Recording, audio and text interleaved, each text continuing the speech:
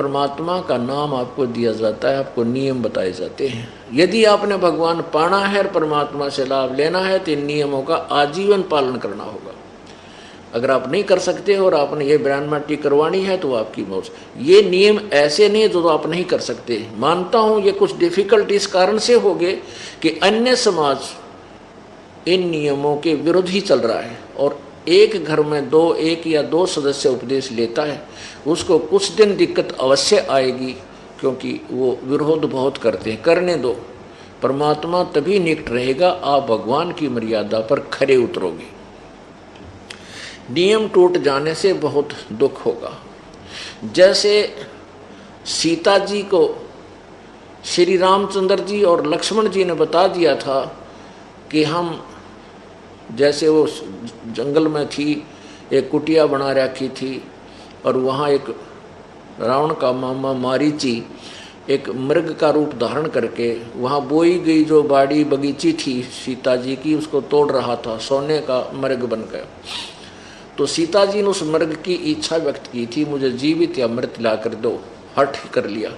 तब उसको जाते समय लक्ष्मण जी ने कहा था कि ये मैं इस कुटिया के चारों तरफ एक मंत्रित रेखा खींच के जा रहा हूँ, इस रेखा को पार मत करना। इसे पार करोगी तो यह जंगली जानवर या कोई निकम्मी आत्मा आपको हानि कर सकती है, इसके अंदर कोई नहीं आएगा। अब सीता ने उस समय तो स्वीकृति दे दी। फिर उसी समय रावण आया एक साधु रूप बना के, और जो ही रावण अंदर कुटिया के निकट आने लगा, उस रेखा को पार करना चाहा, तो उसमें से एकदम अग्नि की लपट निकली, जैसे उसको भस्म कर देंगी। तो 10 कदम दूर रावण दौड़ के गया बैक, और सीता से कहा कि माई भिक्षा दो। तो सीता ने कहा था कि आप यहाँ आके ले जाओ कुटिया के पास। जब वो आगे आने लगा तो एकदम रेखा में से, लक्ष्मण वाली रेखा से एकदम वो लपटें निकली, तो भाग के दूर चला गया। कहने लगा, माई तूने ये क्या कर रखा है, मुझे मरवाना चाहती थी, मुझे तुझे श्राप दे दूंगा, यहाँ आकर दे भिक्षा देनी है तो। अब सीता जी ने सोची साधु महात्मा है कि क्या दिक्कत है, अभी जल्दी सी देकर आटा वापस आ जाऊंगी, क्या पति को और देवर को पता थोड़ा चलेगा। अब वह तो उसकी नालायक सोच थी। वह बड़ी बूझ थे जो ये कह गए थे वैसे बाहर मत निकलना, तो उस फट दे ले काटर रेखा से बाहर गई थी। रावण ने ठठा ली और पटकी वहाँ लखा बाग में जाके अपनी बिरानमाटी करवाई, लाखों करोड़ों व्यक्ति मरवा दिए। उस एक नालायक ने जरा सी मर्यादा उल्लंघन करके। तो पुण्यात्माओं, ये परमेश्वर का मार्ग है। काल के जाल से आपने निकलना है, तो परमात्मा की मर्यादा से बाहर नहीं जाना। बाहर जाओगे तन्वी दुर्गति आपकी बनी रहेगी, परमात्मा आपकी मदद नहीं करेगा, क्योंकि परमात्मा और काल का एक अनुबंध हुआ है। वो आने वाले समय में बताएंगे कि जब लग हंसा हमरी आना, काल लगे ना तेरा बाणा। कि जब तक मेरी प्यारी आत्मा मेरी मर्यादा में रहेंगी, तब तक काल तेरा अटैक, तेरे द्वारा छोड़े गए जो चोट है, किसी का बेटा मार दे, किसी की बेटी मार दे, किसी की टांग कट गई, किसी का कैंसर होगी, किसी के और हानि कर दी, कि तब तक जब तक वो हंस मेरी मर्यादा में रहेगा, तेरा कोई तीर बाण मेरे हंस पर नहीं लग सकता। वो सुरक्षा कवच दे दिया भगवान ने इन नियमों का। और इनको तोड़ोगे तो लक्ष्मण वाली रेखा तुमने तोड़ दी, फिर काल तुम्हारा कुछ भी कर सकता है।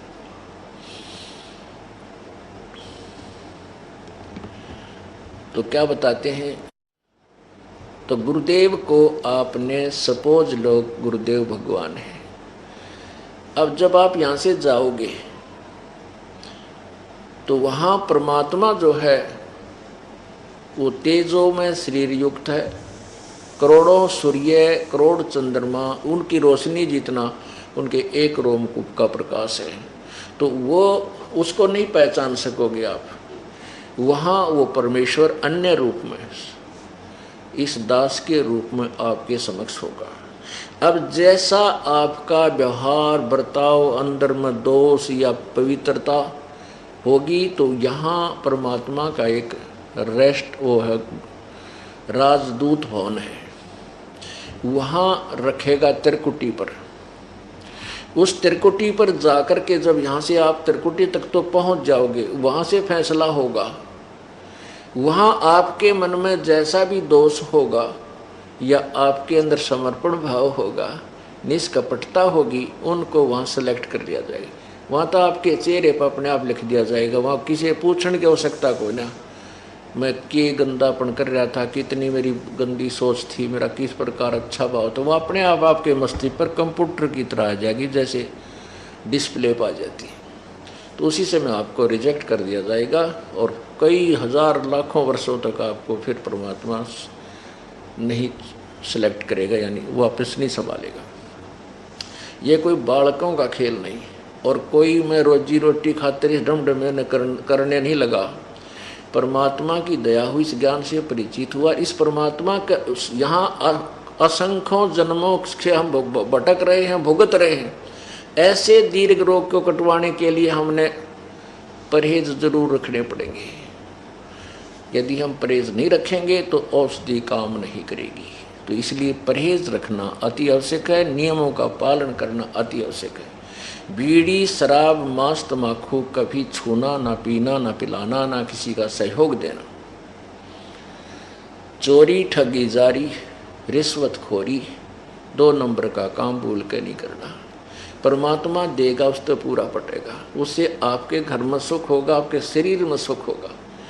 आपने किसी को लूट कर 2 नंबर ठग के पैसे इकट्ठे कर भी लिए, वो ऐसी दुर्गति तो जाएंगे, रोए भी घर, पैसे भी जाएंगे। मेरे माने ऐसा निकम्मा बालक पैदा हो जा लड़का, वो सारे पैसे न बर्बाद करे और पिताजी देख कर रोए और फिर बेटा भी मर जा। एक बता रहा था दास ने, ये नाम नहीं लिया था, उससे पहले की बातें।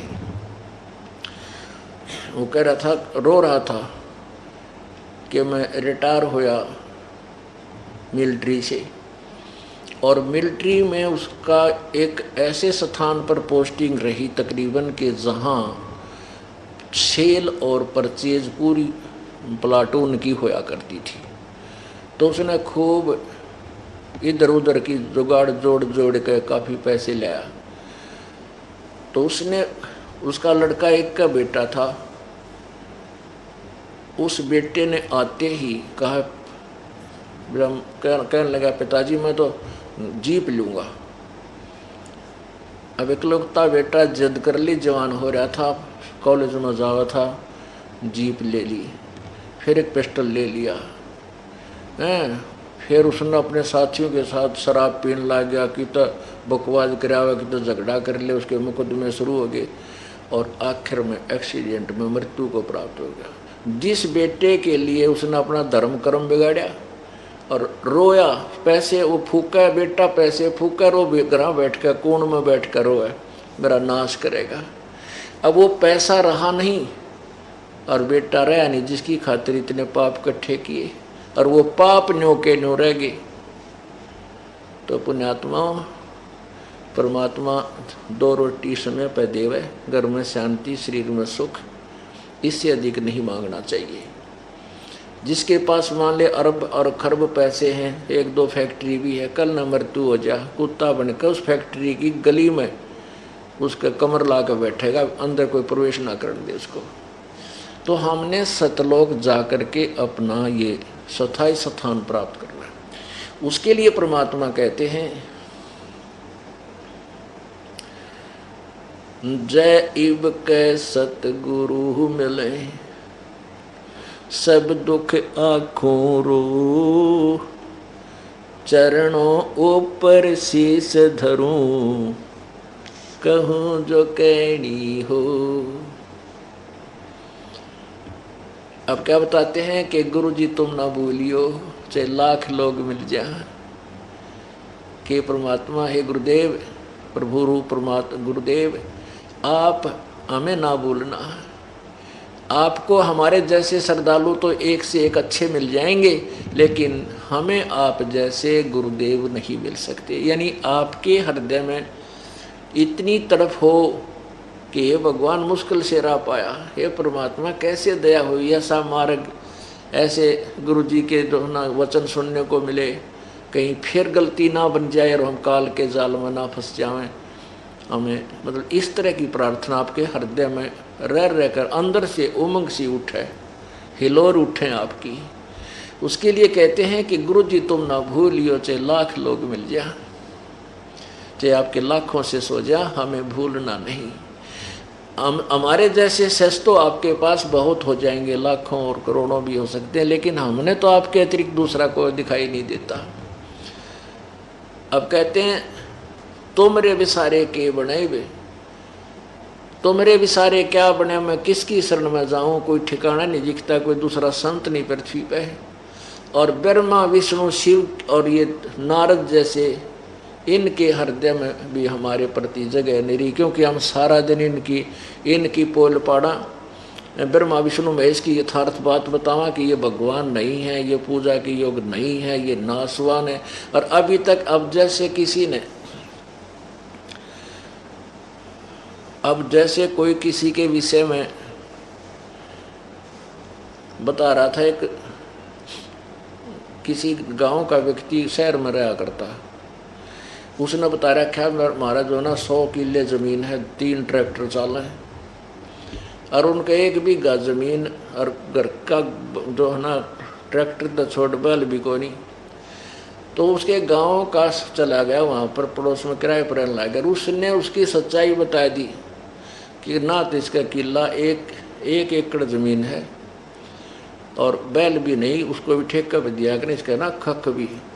उसने उसका पता लग जाए तो उसने फिर उसके साथ लड़ाई करी, जैसा स्वाभाविक बात है, वो तो चौधर बना रहा था, हांडी पाक रहा था। तो ऐसे ही ये ब्रह्मा विष्णु महेश की जो महिमा इन संतों ऋषियों ने गा रखी थी, इसकी हवा तो भरी हुई है। अब हम बतावा सच्चाई जो इनके इतिहास में लिखा थे, एक बार ठेस इन ताई भी पहुंचेगी ब्रह्मा विष्णु महेश। और इन ऋषियों को दास बता रहा कि कति अज्ञानी थे, दास नहीं बता रहा, इनके इतिहास में लिखा हुआ है। और ये मैं ऋषि को आ रहे जनसाधारण से तो दुख तक कहते इनको, हमारे इनके हृदय में हमारे प्रति जगह तो रही नहीं। ठीक है, हम शरण कबीर परमेश्वर की होगी, इसलिए इनकी बसा नहीं रही, हमें कोई हानि पहुंचा दे, हम पूर्ण परमात्मा की शरण में। एक भगत था, वो कह रहा था जी मैं अपनी बहन का चला गया, उनका जमीन अच्छी थी, वर्षा होगी और वर्षा होगी तो उनका जो जमीन थी वो बाढ़े योग्य होगी, संवारने योग्य होगी। उनके 2 बैल थे, तो मैं अपने 2 बैल लेकर के अपनी बहन के वो खेत संवारने के लिए मदद करने चला गया, अपना हल लेकर। तो मैं दूसरे खेत में संवार रहा था, वो बहन का बटे वो दूसरे खेत में हल जोत रहा था। काफ़ी फैसला था हमारा आपस में। तो मैंने शाम दोपहर के समय बैलों को वृक्ष के नीचे बांध दिया और वहीं एक छोटा सा तलैया थी जोड़ी, उस जोड़ी में मैं चला गया अंदर ने। वहाँ क्या देखा कि एक मंडी सी बना रखी, 2-1 फुट ऊंची वो बना देते हैं, पैतरा का स्थान है वो बना रखा। और वहाँ पर एक बेली गुड़ की दर रखी, एक दठी गुड़ बढ़िया वाला, वो पूजा करके गया था कोई दोपहर ने, और मेरा वहाँ जाना हो गया। मैंने वो गुड़ उठा के उस मंडी पर तय और फोड़ के वो बैलों का आगे डाल दिया, जब वो चारा खा रही थी, छका दिए, कुछ आप खा लिया। बढ़िया गुड़ था, कुत्ता का मुँह लग गया नहीं था, दूर था वो खेतों में। तो वो शाम न आ गया। तो कहते हैं थोड़ी सी देर के बाद एक 3 फुट का 4 फुट का एक व्यक्ति सा दिखाई दिया। हाँ, वो कहता रात्रि के समय स्वप्न में वो दिखाई दिया मुझे, जिसकी उन्हें पूजा होया करती। वो कहने लगा कि तू यानी तगड़े की शरण में था, तो ठाडे की शरण, उनकी लैंग्वेज में बताता हूँ कि तू ठाडे की शरण में था, नहीं आज तेरा बक्कल उतारूँगा मैं, तेरा जान तो मारूँ और तेरे बैलान मारूँ, कि तू तगड़ यानी मैं समर्थ की शरण में था तू, इसलिए बच गया ना, तुम्हारी दुर्गति करूँ, तेरे बैल मरे और गेला तेरे को भी खत्म करता। तो परमात्मा कहते हैं समर्थ का शरणाग हो रंग होरी हो, कदे ना हो अकाज राम रंग होरी हो। इस समर्थ कबीर परमेश्वर की शरण हमने ले रखी है, हमारा अकाज ये कोई नहीं कर सकते, लेकिन ये राज्य कति नहीं हमारे थे। तो इसलिए कहते हैं कि तुम रे बिसारे क्या बने, अगर तुम भूल गए भगवान मारे गेल के बनेगी। और शिव ब्रंच मुनि नारदा, यानी नारद जैसे ऋषि, शिव ब्रंच विष्णु ब्रंच के ब्रह्मा जी ने, कि इनके भी हृदय में ना जगह हमारे प्रतीत है, और आपने हम त्याग दिया तो हमने ठिकाना है कोई ना, ये खूब बकल उतारेंगे फिर हमारा। और गुरु कब त्यागेगा आपको, जब आप कति ढीठ हो जाओगे, 1 व 2 व 3 व 4 व बार बार नाम खंड करोगे, फिर आप रिजेक्ट हो जाओगे, फिर चाहते भी रहना। तो इसलिए आप इस डर के मारे प्रभु के चरणों में सतर्क रहो, सावधान रहो कि कहीं भगवान पैर ना फिसल जा और काल का दाव लग जा। आपको साथ साथ ये फाउल पॉइंट बताए गए हैं। अब हम उस प्रसंग पर आते हैं। परमेश्वर कबीर देव जी, कबीर प्रभु जी चारों युगों में आते हैं और प्रत्येक युग में वे एक पूरा जीवन एक मनुष्य सदृश रह करके, जीवन पूरा करके, भूमिका करके सशरीर आते हैं, सशरीर चले जाते हैं। सतयुग में परमेश्वर कबीर जी सत्सुकृत नाम से अवतरित हुए थे, प्रगट हुए थे, और वो उस समय छोटी आयु में ही अपने इस तत्व ज्ञान का प्रचार प्रारंभ करने लगे, क्योंकि परमात्मा शिशु रूप में प्रकट होते हैं। जब वो एक तत्वदर्शी संत की भूमिका करने आते हैं, तब एक लीला करते हैं, प्रत्येक युग में एक शिशु रूप धारण करते हैं, और फिर उनको एक निसंतान दंपति उठाकर ले जाता है, उनकी परवरिश करते हैं। जैसे सतयुग में जो परमात्मा प्रकट हुए एक कमल के फूल पर, एक झील में, एक सरोवर के अंदर, वहाँ से एक विद्याधर नाम का ब्राह्मण और उसकी पत्नी दीपिका वो आ रहे थे। रास्ते में उनको वो बालक, वो निसंतान थे, वो बालक कमल के फूल पर दिखाई दिया, उस बच्चे को उठा कर ले आए, उनकी परवरिश की। उस बच्चे ने दूध नहीं पिया, जलपान नहीं किया, और स्वस्थ ऐसे थे जैसे बच्चा प्रतिदिन किलो दूध पीता हो। 25 दिन हो गए उसने जलपान नहीं किया। तो उधर से उस ब्राह्मण दंपति ने, ब्राह्मण और ब्राह्मणी ने बहुत दुख हुआ कि हे भगवान, मुश्किल से ये बालक मिला था, अब ये मरेगा। ऐसे ही परमात्मा ने लीला की, और विद्याधर और दीपिका प्रभु से अर्ज करती रही। तो उस समय परमेश्वर ने, वो जो विद्याधर और दीपिका थी वो भगवान शिव की उपासक थे, तो उन्होंने अपने उन्हीं से, क्योंकि हम जिस भी इष्ट की पूजा करते हैं, हमारा जो भी कोई मंगल होता है, हम उसी की देन मानते हैं। अब इसी प्रकार वो भगवान शिव की पूजा करते थे। वे ब्राह्मण थे, और सतयुग में ब्राह्मण वेदों को जिस आपने समझ रखा, इन्होंने समझा था, वो आपके समझ कल बता दिया था कि इन्होंने वेद ज्ञान नहीं था, फिर भी वेदों के अनुसार वो कोई शिव भगवान का, वेदों में शिव नाम लिखा है, शिव का, शिव प्रभु की उपमा है। शिव का अर्थ होता कल्याण करने वाला प्रभु, यानी मोक्षदायक। इन्होंने इस काल के पुत्र को, शिव को ही मंगलकारी मान लिया, ऋषि की पूजा प्रारंभ कर दी। तो भगवान शिव जी वहाँ पर प्रकट हुए एक ब्राह्मण रूप में।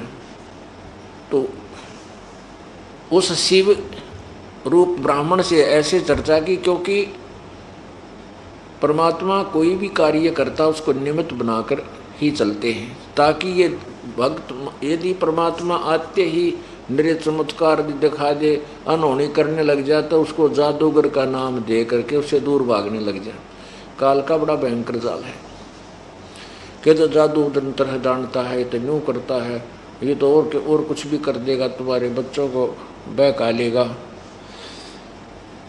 तो इसलिए वो बच्चा दूध नहीं पी रहा था, तो उस शिव जी जो है ब्राह्मण रूप में उपस्थित था, उन्होंने ब्राह्मण ने, उस शिव रूपी ब्राह्मण ने उस विद्याधर ब्राह्मण और ब्राह्मणी से पूछा कि आप क्यों इतने चिंतित हो, कारण क्या है?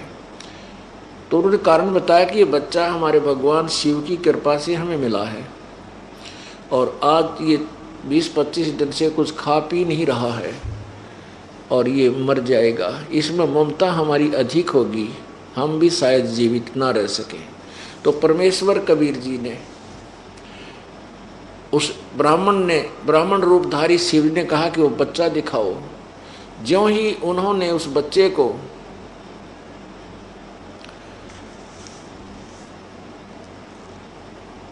ब्राह्मण के चरणों में रखना चाहा, वो बच्चा एकदम ऊपर हवा के अंदर 3-4 फुट जमीन से ऊपर ऐसे स्थिर हो गए। फिर शिवजी ने उनको अपने हाथों में लिया, दोनों की आपस में वार्ता हुई, और तब परमेश्वर ने कहा कि इन्हें कहो कि एक कंवारी गाय लाएं, उसके ऊपर आप हाथ रख देना, उससे ये दूध देवेगी, और उस दूध को मैं पिया करूँगा, और वो आजीवन जब तक वो रहेगी दूध देती रहेगी, वो कभी गर्भ धारण नहीं करेगी। ऐसा ही हुआ। एक कंवारी गाय लाई गई। कंवारी गाय को आप सब गए होंगे, जो कभी भी ना बच्चा उत्पन्न किया हो, कभी भी वो किसी पर गर्भ धारण ना किया हो, उसको कंवारी कहते हैं। अब पुण्यात्माओं, ये जो ज्ञान है, ये तत्व ज्ञान यानी सवसम वेद के अंदर लिखा हुआ है। अब इसका प्रमाण यदि हमें वेदों में मिले तो हमारा दिल डटे, हमारा यकीन हो कि सचमुच या तो सच्ची है बात है। अब इसके लिए आपको वेदों का प्रमाण दिखाना अति आवश्यक होगा, क्योंकि वैसे तो ये 5 दिन का जो सत्संग है, प्रभु की महिमा अवतरण के विषय में ही विशेषकर हम आपको जानकारी देते रहेंगे, साथ में प्रभु की अन्य महिमा भी आपको विस्तार से बताई जाएंगी, क्योंकि हमें समय 5 दिन का मिल गया। वैसे तो ये महिमा एक लगातार 1 वर्ष चलते रहे, प्रतिदिन सत्संग सुनते और सुनाते रहे, तो भी एंड नहीं है प्रभु की महिमा का। फिर भी हमने काम चलाओ, आपको हमें ज्ञान हो जाएगा, हम अपना जो है ना मोक्ष प्राप्त कर सकते हैं। अब जैसे मोटरसाइकिल है या कार है, कार गाड़ी है, इसको चलाना सीख ले, ड्राइविंग सीख ले, और छोटे मोटे 2-4 आइटम होते हैं, तेल कहाँ से ऑन हुआ है, कहाँ से रिजर्व में लग गए, कहाँ इसका स्विच है, कैसे ये स्टार्ट होती है, कोई दिक्कत आ जाए तो कहाँ से थोड़ा बहुत हम उसको ठीक भी कर सकते, पूरा नहीं कर सकते, तो वो हमारा काम खूब चला देगी। तो हमने अगर इंजीनियर बनना है फिर तो लंबा समय लगेगा, लेकिन उस गाड़ी से हम काम ले सकते हैं, इतनी जानकारी प्राप्त करें तो आपको इस राम नाम की गाड़ी चलाने योग्य इसको प्रयोग करने योग्य ज्ञान ही दिया जाएगा। पूरा ज्ञान तो बहुत समय लग जाएगा आपको, उसकी आपको आवश्यकता भी नहीं है, क्योंकि मैकेनिक बहुत हैं, उनसे ठीक कराओ और अपना फिर मारे के चाल पड़े। तो आपकी राम नाम की गाड़ी आपको दे दी है, चलाने योग्य शिक्षा भी आपको यहाँ दी जा रही है। डिफेक्ट आवा तो यहाँ बैठे हम मैकेनिक, यहाँ जाओ, इनको ठीक फिर करके फिर चलती कर देंगे। अगर कोई दिक्कत आ जाती है, राम नाम खंड हो जाता है, कोई डिफेक्ट हो जाता है, तो आपको फिर आशीर्वाद से, री उपदेश के द्वारा, कई तरीक़ों से आपको फिर ठीक कर दी जाती है, आपकी गाड़ी फिर चल पड़ेगी। जैसे आपका भक्ति मन नहीं लगता है, कोई आपत्ति आ रही है, आप चिंतित हो जाते हो, तो आप यहाँ आते ही कई प्रकार के पाप होते हैं, कुछ तो संत के दर्शन से ही समाप्त हो जाते हैं, कुछ आशीर्वाद मात्र से नष्ट हो जाएंगे, आपकी रुचि बन जाएगी। और फिर भी कोई ज़्यादा तकलीफ है तो आपका नाम खंड है, उपदेश दे दिया जाएगा। लेकिन जानकर उपदेश खंड नहीं करना नाम, उससे फिर भगवान रुष्ट हो जाएगा। ये जो दास आपको बता रहा है, ये कहानी जो परमात्मा की अमृतवाणी लीला, ये परमेश्वर कबीर जी ने स्वयं अपने प्रिय शिष्य एक धर्मदास जी को बताई थी, और उनके द्वारा लिपिबद्ध किया हुआ वो अमृत ज्ञान इस दास के पास उपलब्ध है, उसी से आपको बता रहे हैं। और वही प्रमाण आपको दिखाते हैं कि जब परमात्मा शिशु रूप धारण करके आता है तो वो उस समय उसकी परवरिश कंवारी गायों के द्वारा होती है। कंवारी गायों, पुण्यात्मा,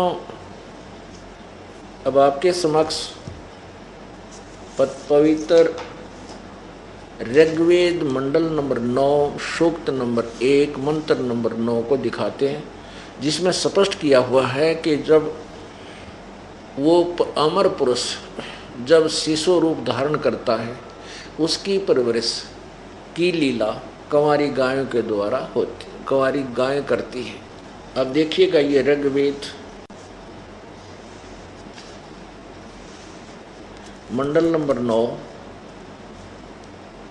9-10 और महर्षि दानव सरस्वती की फीद लगाई है इन्होंने, जो भी है। तो और ये विषय कुछ और है, बाद में बताएंगे। अब केवल इतना ही देखते हैं कि इसमें लिखा क्या है। ये कहाँ से प्रकाशित है? प्रकाशक है सार्वदेशी कार्य प्रतिनिधि सभा, महर्षि दानव भवन, रामलीला मैदान, नई दिल्ली। इसके मंडल नंबर 9 और सूक्त नंबर 1 और फिर मंत्र नंबर 9, ऋग्वेद मंडल नंबर 9 सूक्त नंबर 1 और मंत्र नंबर 9। इसमें क्या लिखा है, संस्कार देखें। अभी इमम अधन्या उत्सृणंती धेन्व शिशुम सोम इंद्राय पातवे। इमम माने उस, सोमम माने सोम स्वभाव वाले श्रद्धालु पुरुष को, सोमम। अब सोमम का अर्थ होता है उस अमर पुरुष को जो शिशु रूप धारण करके आता है। इन्हीं का अनुवाद पढ़ें पहले। उससे सोम स्वभाव वाले श्रद्धालु पुरुष को कुमार अवस्था में ही सब प्रकार से अधन्या, अभी माने पूर्ण रूप से, अधन्या माने अहिंसनीय, बिना धनाई, अभी अधन्या यानी बिना धनाई गायें। बिना धनाई उसको कहते हैं जो जिसने कभी भी गर्भ धारण ना किया हो, बिना गर्भ धारण ना किया हो। और अभी माने पूर्ण रूप से, यानी कभी भी, जो अर्थात कंवारी। अभी अधन्या धेनव गौएं, गौवे यानी तृप्त करती है। अब देखो, इन तो वो है कि जिस व्यक्ति ने कभी रामायण की कहानी ना सुनी हो और तुलसीदास जी के दोनों का श्लोकों का अनुवाद करने लग ज़्यादा अड़ंगा करेगा, ये वो ज्ञान हो, ये कहानी हो, तो वो श्लोक अपने आप अनुवाद होते चले जाते हैं। अब देखना, ये इन गेला बन गई, इन सृष्टि रचना का पता नहीं था। इन अनुवादकर्ताओं ने, महर्षि दयानंद और उसके अनुयायियों ने सारा गो अड़ंगा कर दिया इसका। अब देखो क्या है इसका सच्चाई क्या आती है सामने। इमम माने उस, सोमम माने अमर पुरुष यानी परमात्मा जो शिशु रूप में आता, शिशु रूप, उस अमर परमात्मा जो शिशु रूप में धारण करता है, कुमार अवस्था में होता है, उस सभी प्रकार से अधन्य उसकी तृप्ति अभी अधन्या यानी पूर्ण रूप से कभी भी सांड के द्वारा परेशान ना की गई हो, अर्थात कंवारी धेनव माने गौओं से होती है, वो गौवें करती हैं। इसका यो अर्थ था और ज़्यादा लंबा चौड़ा है नहीं। इन्होंने अड़ंगम सड़गम कर जैसे हे बिलोगो जैसे मैं तो हवी बिजली के समान या क्या का के बना के दर दिया, जबकि सिंपल सा था अग्नि तनुरसी विष्णुवे तो सोमस्य तनुरसी, 2 अक्षर की बात थी। अब इसे सिद्ध हो गया कि इसका समर्थन हमारे वेद भी कर रहे हैं। पवित्र वेद के परमात्मा जब बालक रूप धारण करके आता है, उसकी परवरिश कंवारी गौओं के द्वारा होती है, कंवारी गायों से होती है। वो दूध देती हैं तब वो परमात्मा उनको, और वो दूध उन मावे कितना सतलोक से, है सतलोक से आता था, परमात्मा उसको ग्रहण करते थे।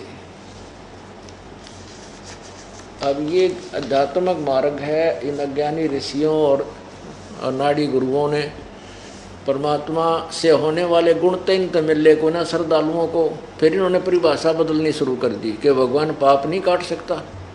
परमात्मा वाह भाई वाह, भगवान पाप काट दे तो फिर रह गया क्या, कर्म तो भोगना ही पड़ेगा। अब वो बेचारे श्रद्धालु उनके पीछे लगे रहे।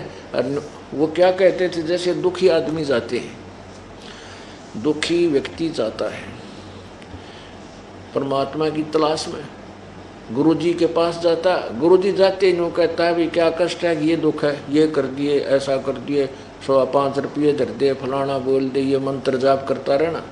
और जब कुछ भी नहीं होता है, लाभ नहीं होता है, फिर कहता है बेटा प्रारब्ध तो भोगना ही पड़ता है, ये तो तुझे तेरे प्रारब्ध में लिखा है तो भोग तुझे भोगना ही पड़ेगा। फिर वो क्रिया किस लिए बताई थी, जो पहले जंतर मंत्र बताया था वो किस लिए बताए, वो रोजी रोटी के लिए बताए कि ये धक्के खाए जा और तेरा काम चला रहे, तेरी पूजा होती रहे। अब भले पुरुषों वो क्या फिर कहते हैं, बेटा ये प्रारब्ध का भोग तो तुझे भोगना ही पड़ेगा, आपको भविष्य में दुख ना होंगे, आगे सुख हो जाएगा। अरे तेरा गजब हो। अब किसी के पैर में कांटा लग गया हो और उसको कोई सलाह दे, राय दे, कांटा तो भाई निकला नहीं, जूता पैर ले रास्ते में, फिर कांटा ना लगेगा। अरे फूटे भाग तेरे, पैर में कांटा लगे पैर में जूता पैर के दिखाओ, कोई पहन नहीं सकता, वो तो कांटा निकले। और फिर भी मन माने 2 दिन पाछे जूता स्वभाव है। यानी पुण्यात्माओं आप यहाँ आओगे, परमात्मा आप पर मेहर करेगा, आप पर लगे हुए कांटों को अपनी कृपा से निकालना शुरू करेगा, और फिर आपको ये सतभक्ति रूपी राम नाम का जूता दिया जाएगा। फिर आप जब आप सुखी हो जाओगे, जैसे किसी के पैर में कांटा लग गया, जबरदस्त पीड़ा होती है, फिर वो बहुत सावधानी बरत्या करे, जूता नहीं निकाला जल्दी सी, कदे फिर ना लग जा। तो ऐसे ही जो दुखी प्राणी यहाँ आते आते सुख होगा, क्यों, भगवान के गुणों में लिखा। किसी प्रकार का भी कष्ट है आपके ऊपर, किसी प्रकार का रोग है, परमात्मा सब कुछ ठीक कर सकता है। चाहे आप पर किसी प्रकार की आपत्ति है, किसी प्रकार का काम बिगड़ा पड़ा है आपका, तुरंत ठीक करेगा। ये परमात्मा के गुणों में लिखा है। और ये अज्ञानी ऋषि महर्षियों ने अपनी दंत कथा बनाकर लोगों को भ्रमित कर दिया कि भगवान ऐसा नहीं कर सकता। भगवान नरसिंह जी जो सेठ था, उसकी हुंडी यानी उसका ड्राफ्ट कैश भगवान ने आके नहीं किया। ये झूठ बोलते हैं, ये सब बनावटी बातें हैं, बकवादे हैं, ऐसा कुछ नहीं हो सकता। तो ये भोले व्यक्तियों ने ये सोचा भी महर्षि जी और गुरु जी ये बता रहे सत्य होगी, तो उस अज्ञान सिद्धांत के आधार पर ये जनता नास्तिक होने लगी, गोटी सूटी लाने लग गए, या भक्ति से विमुख हो गए और लाभ कोई मिला को। जबकि भगवान के गुणों में लिखा है कि परमात्मा जो चाहे सो कर सकता है। प्रत्येक प्रकार के कष्ट को दूर कर सकता है, प्रत्येक प्रकार के रोग को भी नष्ट कर सकता है। अब भगवान के गुण कहाँ लिखे हैं? वेद में और सवसम वेद में, चारों वेदों में और सवसम वेद में। अब प्रसंग चल रहा है कि इन अज्ञानियों ने गट्ठा बैठा दिया कि परमात्मा ये नहीं कर सकता, वो नहीं कर सकता। अब आपको देखो, ज्ञान तो परमात्मा के परिचय के विषय में आपको मैं कंटिन्यूसली शब्द गा के, अन्य कथाएं सुना करके काफ़ी इंटरेस्टेड बना सकता हूँ, लेकिन ये दास चाहता है कि आपको साथ के साथ सदग्रंथों से परिचित कराऊं, ताकि आप फिर मार ना खा जाओ, इन काल के दूतों के हाथ ना लग जाओ।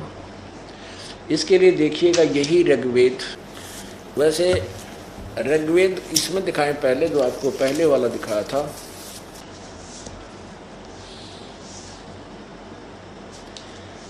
अब ये वही है, प्रकाशक है, सार्वजनिक कार्य प्रतिनिधि सभा, महर्षि दान भवन, रामलीला मैदान, नई दिल्ली। इसमें चलिएगा आप, सूक्त नंबर 10, मंडल नंबर 10, सूक्त 161, मंडल 10 और 161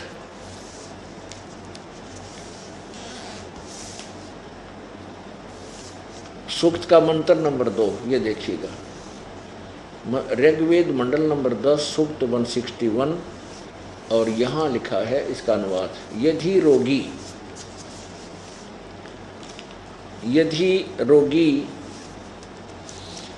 नष्ट जीवन शक्ति वाला हो गया है, यदि अथवा सीमा से परे चला गया है, यदि मृत्यु के समीप पहुंच गया ही है, तो भी उस रोगी को, ये भी ने मैं वेद को छोड़ दिया। अब ये वेद कोई दवाइयाँ की किताब को ना, ये भगवान के विषय में जानकारी है। ये जो है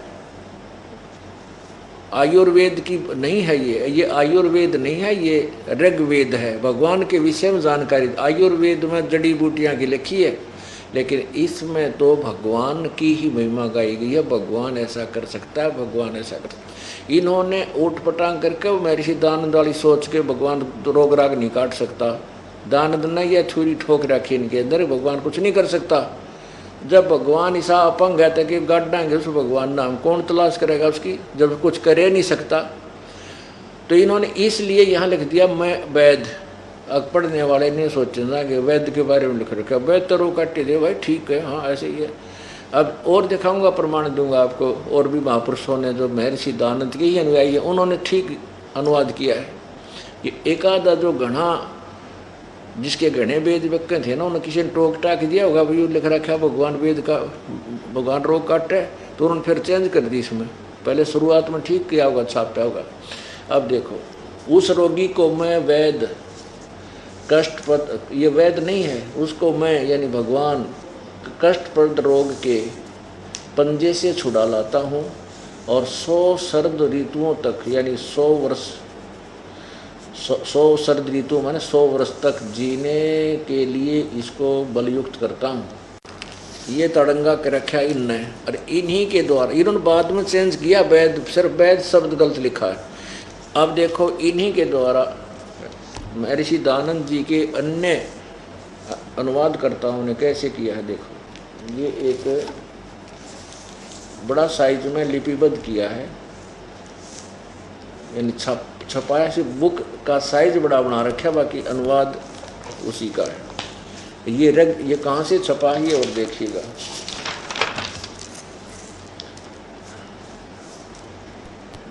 प्रधान कार्यालय वेद मंदिर, महात्मा वेद भिक्षु सेवा आश्रम, लेखराम नगर,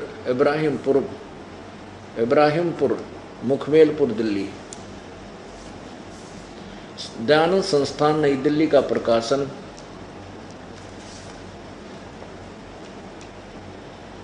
ये नई दिल्ली से प्रकाशित है।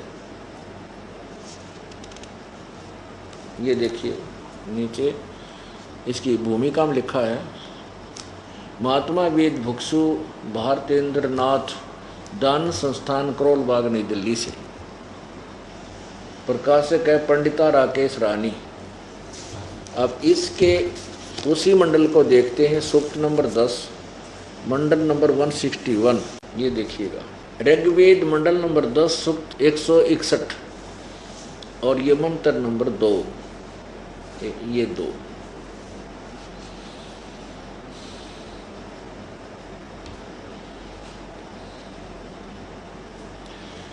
ये इसमें लिखा है कि यदि किसी रोगी का जीवन शक्ति समाप्त हो, यदि वह सीमा से भी परे हो गया है, यदि वह मृत्यु के सन्निकट पहुंच चला गया है, तो भी उसे मैं भारी कष्टप्रद रोग के पंजे से मुक्त कराऊं तथा उसे 7 वर्ष के जीवन हेतु बल संपन्न करूं। भावार्थ में क्लियर किया है, यदि रोगी की जीवन शक्ति समाप्त हो रही है और उसका रोग सीमा को पार कर गया है, तब भी परमात्मा उसे इस कष्टप्रद रोग से तब भी परमात्मा उसे इस कष्टप्रद रोग से मुक्त कर 7 यानी 100 वर्ष का जीवन दे सकता है। बिल्कुल सही है। इन्हीं के द्वारा दूसरे अनुवादकर्ता ने ठीक किया है, क्योंकि ये थोड़ा वाक्य था और ये सार्ववैदिक की देशिक आर्य प्रतिदिन सब आके ये वेद गणे व्यक्ति, तो किसी ने पढ़ के समझदार ने टोक दिया, मैं ऋषि जी तो न्यू कहे हर इसमें लिख रखा है ऐसा, तो बदल दो थोड़ा वैद लिख दिया। वैस अब चक्कर काटने जाओगे, कोई वैद लिख रखा है, वैद काटे। अरे सेंटेंस देखो, ये कोई दवाइयाँ किताब नहीं है, ये वेद है, प्रभु की महिमा गाएगी इसमें। अब और दिखाता हूँ आपको, इसमें आगे क्या लिखा है।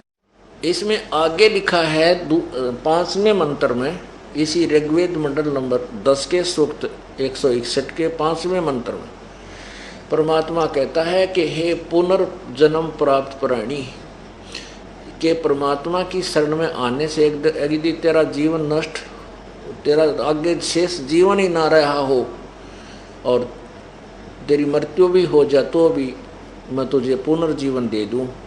हे पुनर्जीवन प्राप्त प्राणी, आगे देखो, एक जीवन तो प्राप्त हो गया, फिर आँख, नाक, अंग, हाथ, पैर सब ये भी तो चाहिएंगे। यदि आगे तेरे संस्कारवश आँख भी नष्ट होनी हो या कित टांग कटनी हो, कुछ और भी हानि होनी हो, तो मैं तुझे तेरे सर्व अंगों की रक्षा करूँगा।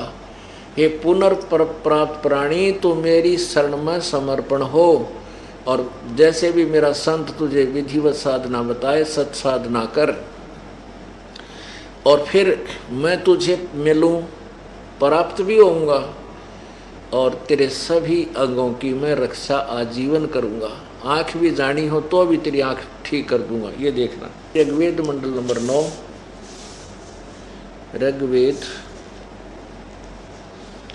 ऋग्वेद मंडल नंबर 10 सूक्त नंबर 161।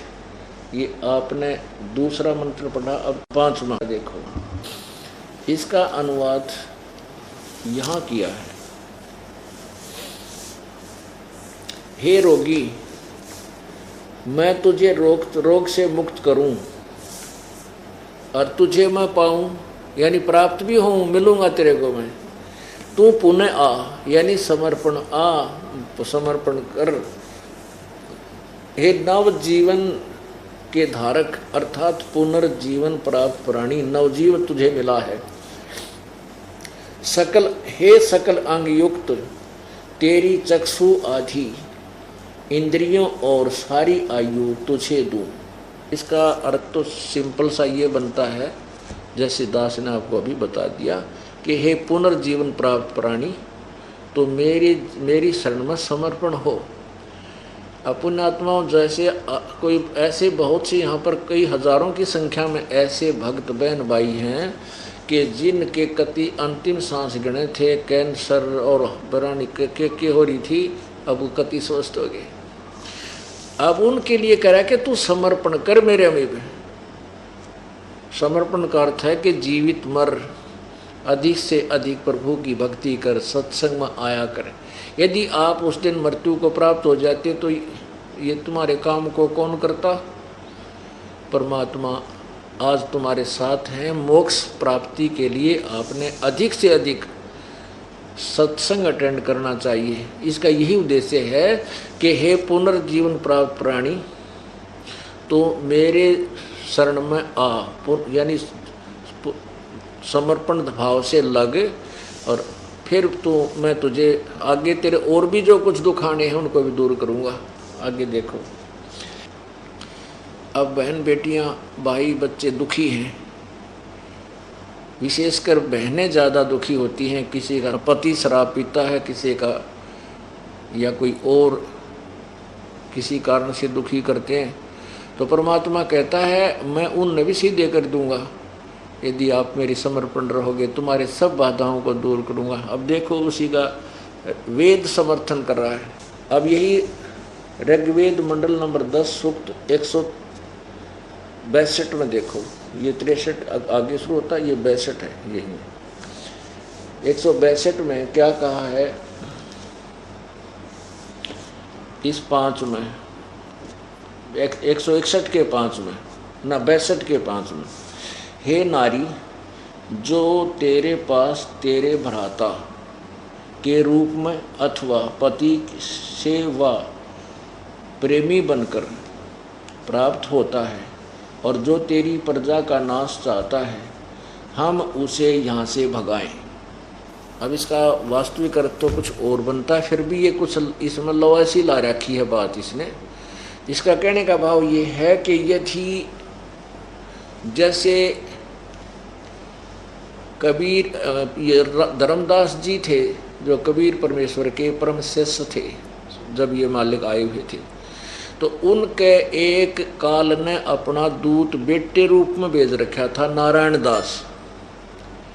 वो बेटे रूप में नारायण दास पहले ही इन एडवांस भेज दिया था कि यो भक्ति करण का आदमी दिखा है, कभी भगवान आए थे उस तत्वदर्शी संत से की हुई कमाई युक्त है, और इसके घर में काल ने अपना दूत भेज दिया पक्का कि यो इसने भक्ति कर नहीं देगा और इसकी बिरान माटी रखे। और पुत्र, पिता की पुत्र में मोह घना होता है, तो इसलिए वो नारायण दास भेज रखा था।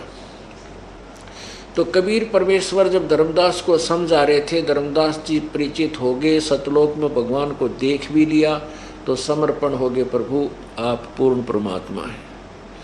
फिर अपने जब स्वयं ज्ञान समझ में आ जाता है, तो ये भक्त ने सोचा अपने भाई ने भी कह दूं, अपनी बहन ने भी बताऊं, पत्नी को भी बताऊं, पति को भी बताऊं, बेटे ने भी लाऊं शरण में, बेटी को भी लाऊं। तो नारायण दास अकेला ही पुत्र था। अब धर्मदास ने सोचा इस अपने नारायण दास बेटे को भगवान के चरणों में लगा दूं ना तो काल के मुंह में जाएगा। तो नारायण दास को धर्मदास ने खूब समझा, बेटा भगवान आए हुए हैं। तो नारायण दास क्योंकि तो काल का दूत था बेटे रूप में, कहने लगा पिताजी तेरा दिमाग खराब हो गया बुढ़ापे में, सारी उम्र तूने कृष्ण राम की गीत गुण गाए, राज तो 60 साल की उम्र में तेरा भेजा खराब हो गया। एक जुलाहे धानक को तू भगवान मान पर बैठा, ऐसी बेहुदी बातें गाड़ दे, गुंडा है, बदमाश है, हमारे पैसे को हड़प करना चाहता, हमारे पास पैसे गणे इसलिए धक्के खावा, यहाँ तीसरे दिन आ बैठे। अब धर्मदास रोए बतेरा अंदर, बेटा ऐसी बात नहीं है, रहियो भगवान आया है। तो धर्मदास जी ने अपने गुरुदेव उस परमेश्वर कबीर जी से कहा, प्रभु मेरे बेटे ने समझाओ, ये काल के मुंह में जाओगा, नालायक मानता को ना। अब नारायण दास को कबीर साहब ने तो उनको तो मालिक था, परमात्मा को पता था कि यू कोनी मानन का, यू काग का है, कोयल का कोनी।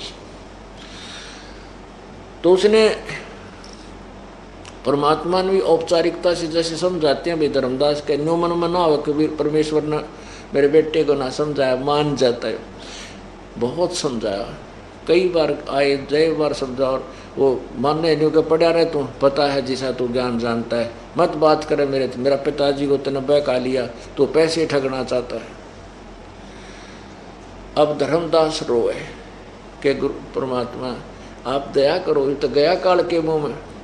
तब परमेश्वर बोला, भाई धर्मदास, यो तेरा बेटा कोई ना तेरा दुश्मन है, यो काल ने काल का दूत भेज रखा है। तो ना समझ माई नो देखे गुरु जी का ने क्यों बेटे में ममता है नहीं। तब परमेश्वर ने कहा, बोला तेरे नारायण दास ने, उसने सोची ले परमात्मा इजाजत करेंगे, अपनी रजा बख्शेंगे, इसको सेट करते होंगे। वो बुलाया, नो आते हैं, हाँ के बोल के कहे। जब परमात्मा ने ऐसे कर दिया और कहा, देख धर्मदास तेरे पुत्र की शकल, वो अंदर जो ऊपर कवर था बेटे का था, अंदर काल बैठा था उसमें, वो काल था, काल का दूत भेजा हुआ था। तो अंदर तो वो अंदर दिखा, फिर दिव्य दृष्टि दे दी परमात्मा ने धर्मदास को, उसको वास्तविकता देखी तो ऊपर कवर बेटे का, अंदर तो ये काल है। और इसी लंबे दांत, भयंकर रूप और नो दिखा। धर्मदास बोला, जा बेटा जा, डर गया, अगे तो सचमुच कह रहा कि सांग है, जा बेटा बढ़िया था। ने बोला, भगवान यू केस है, क्या क्या है ये। परमात्मा बोले, भाई तू मेरी आत्मा था बेटा, पिछले जन्म में तो मेरे साथ था जब तेरा जन्म था, लेकिन तू भक्तिहीन हो गया था, मेरे से दूर हो गया था बेटा। परमात्मा कहते हैं, जो जन हमारी शरण है ताका हूँ मैं दास, गेल गेल ला गया फेरूं जब लग धरती आकाश।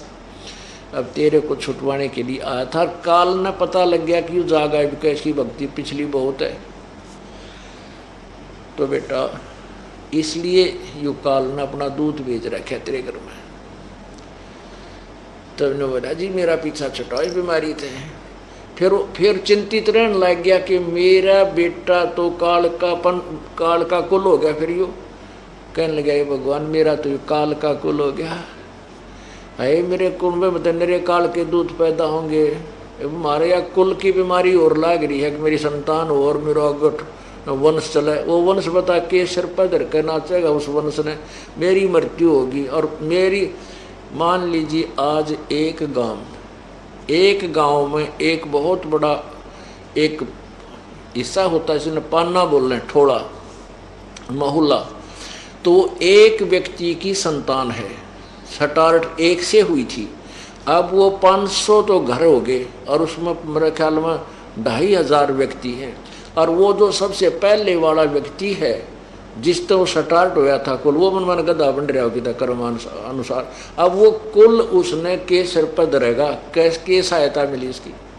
ये एक काल का फैलाया हुआ जाल, इसको भी समझना हमने साथ के साथ। लेकिन उस समय उसका वह भी बीमारी थी कि मेरा कुल तो मेरा खानदान तो बिगड़ गया। रोज चिंतित रहे। परमात्मा का बेटा भजन कराए, हाँ जी करूँ हूँ, और अंदर तो भाई कीड़ा होगा। अब वो टेंशन होगी इसके। परमात्मा ने सोची और मरेगा बेटी का बाप, ना यू भक्ति करे इस बेटे और खानदान के मुंह में। तो परमेश्वर कहते हैं, सोच सीधर मैं करूँ अपने जन के काज। ने बोला, परमात्मा बोले, अच्छा भाई धर्मदास, मैं आशीर्वाद देता हूँ कि तेरे एक पुत्र होगा जो भक्ति युक्त होगा, अच्छी आत्मा का होगा और अपना पंथ स्वीकार करेगा। हे गुरुजी क्यों कर होगा, 60 साल का हो गया और आपकी भक्तनी कभी बालक होने बंद हो गए, मासिक धर्म भी नहीं होता, क्यों कर मानू। परमात्मा ने सोचे तो कति गया काम तर, भक्ति करे नहीं, यो भी फंस गया। तो परमेश्वर ने अपनी शक्ति से एक बालक आसमान से आया और उसके आंगन में खेलन लग गया, लेटा हुआ, पैर जैसे पंजे मुंह में, गुट्ठे मुंह में दिया करे। ने बोला, देख युवा होगा, तेरी पत्नी का 10वें महीने पैदा होगा और इसका नाम तू चूड़ामणि रखना। जब थोड़ा सा दिल डटा लाला जी का, एक सचमुच है, कहाँ सचमुच है। फिर भी ना जच्चा कि यो हो क्यों करेगा, 60 साल की उम्र, फिर पत्नी बच्चे उत्पन्न करने योग्य रही नहीं। मालिक क्या नहीं कर सकता, सतगुरु जो चाहे सो कर ही, 14 कोट दूत जम रही, ऊट भूत जब त्रासने वाले चित्रगुप्त के कागज पाड़े। अब उसके संस्कार में काल ने तो एक पुत्र लिख रखा था, परमात्मा ने एक पुत्र भी दे दिया।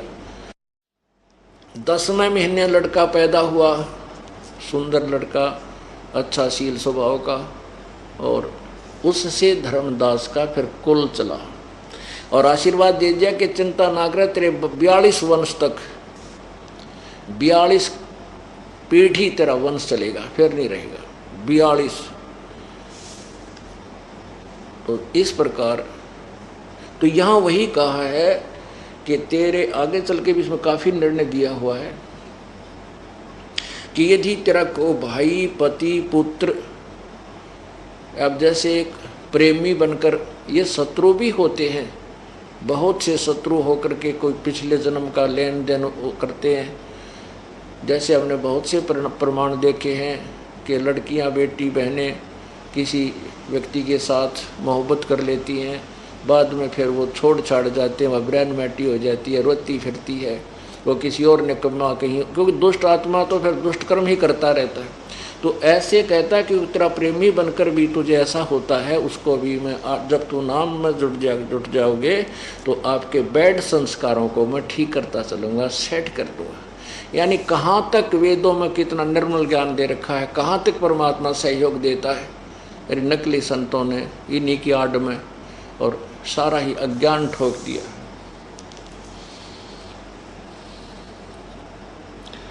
आगे देखो 163 सूक्त में, इसमें लिखा है, मैं तेरे नेत्रों में से एक्समा यानी जो बगाऊं, तेरे नेत्रों में से यक्ष्मा जो तेरी आँखों को नाश करने वाला रोग है उसको भगाऊं, तेरी नासिकाओं और कानों से और तेरी ठोडी से भी यक्ष्मा को मिटाऊं, यानी नाश करने वाला बर्बाद करने वाला कोई रोग है। सिर से यक्ष्मा और मस्तिष्क से एवं जीव से भी मिटा दूं। बताओ और क्या रह गया। कहते मैं तेरे किसी कहीं भी तेरे को, अक्षमा का अर्थ होता है वैसे नाशक, अक्षमा वैसे इसको कहते हैं जैसे अक्षय रोग जो नाश करता है। हम टीबी को जो है ना लाइलाज माना करते हैं, अब टीबी लाइलाज नहीं रही, ऐसी खोज होगी है। तो अब कैंसर होगी अक्षय, अक्षय माने जो नाश कर दे, नष्ट कर दे, बर्बाद कर दे, जिसका अभी तक इलाज नहीं बन पा रहा। कहते परमात्मा कहता अक्षय रोग यानी जो तेरे किसी भी अंग का नाश करने वाला हो और तेरे पूरे शरीर को बर्बाद कर दे, उसने भी ठीक कर दो। आगे देखो 2 नंबर में 163 के 110 नंबर मंडल के और सूक्त नंबर 163 और मंत्र नंबर 1 आपने पढ़ लिया। दूसरा देखो, ये दूसरा, हे रोगी तेरी भुजाओं में बैठे यक्ष्मा को ग्रीवा के सिरों से ऊपर की ओर यानी गर्दन से ऊपर जाने वाली धमनियों यानी नाड़ियों से, अस्थियों से व संधि भाग से, कंधों और बाहुओं से दूर करूं। तेरे कंधे में दर्द हो या किसी प्रकार का भयंकर रोग हो, गर्दन में हो, गले में हो, ऊपर किसी प्रकार उसको ठीक करूं। आगे देखो तीसरे में, तेरी अंतड़ियों से आत्मा में खराबी हो, गुदा नाड़ियों में यानी तेरा बवासीर वगैरह हो, एवं स्थूल आंतों से, हृदय से तेरा हृदय रोग हो, तेरे दोनों गुर्दों से, यकृत यानी लीवर से और हृदय से, उदर सहित अन्य भोजन पाचक तिल्ली आदि यंत्रों से यक्ष्मा को हटाऊं। आगे बहुत कुछ लिख रखा, कति एक अंग के ऊपर कहते मैं भगवान सब कुछ कर सकता हूँ। और पुण्यात्मा ननाड़िया निशा उल्टा पाठ पढ़ा रहा कि भगवान कुछ नहीं कर सकता, भगवान रोकेट क्या करे, हाँ वो कहाँ उड़ जाओ रोकेट क्या कर दे। ये भगवान की महिमा में सारा कुछ लिख रखा है कि वो के कर दे। कौन? कबीर देव, वो कबीर प्रभु। अब फिर हम उसी प्रसंग पर आते हैं कि परमात्मा चारों युगों में आते हैं। सतयुग में सत्सुकृत नाम से आए थे और उस समय उनकी परवरिश जब वो बालक रूप में थे तो कवारी गायों से हुई थी। ये वेद के मंडल या ऋग्वेद मंडल नंबर 9 सूक्त नंबर 1 के मंत्र नंबर 9 में स्पष्ट। सत साहिब। अगर आपको सत्संग वीडियो अच्छी लगी हो तो हमारे चैनल को लाइक करें, सब्सक्राइब करें। सत साहेब।